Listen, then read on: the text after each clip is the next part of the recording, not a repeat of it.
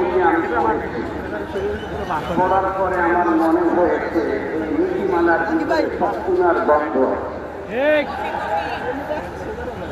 সবচুনা তখন সে একা দেয় নাই, সাথীকে দেওয়া হয়েছে। সেই সময় শেখুল হাদিস আল্লামা আজিজুল হক রাহমাতুল্লাহ আলাইহি রাসূল মুকাররমে তিতুলকে সমাবেশে বলেছিলেন যে তাসলিমা হলো ইসলামের ঘরে একটা শেখরা চুরি। শেখুল হাদিস বলেছিলেন অনেক সময় গৃহস্থের বাড়িতে শেখরা চোর ঢোকে শীতকে পিছু নেওয়ার জন্য। এই চোরকে তাড়াবার জন্য বাড়িওয়ালাকে রাইফেল কাজ করতে হয়।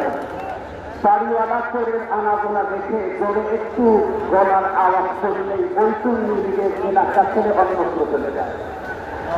পালান্দার আঁচ দুই এক চিন্তা গুণ সত্যি শেখুল হাদিস হুজুর তখন বলেছিলেন তসলিমার মতো চুন্নিকে তাড়াবার জন্য আমাদেরকে রাইফেল কাজ করতে হবে না। একটা আওয়াজ করে ও নিজের বাড়িতেও থাকবে না, ভয় পাবে, না জানি এখানে আক্রমণ হয়।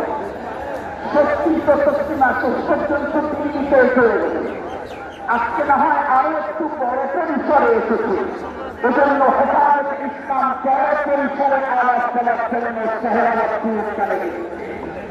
আশা করছি আজকের আওয়াজে পাকিস্তানের দিল্লির অপারে যেতে ভাবতে হবে। এই পর্যায়ে বক্তব্য রাখবেন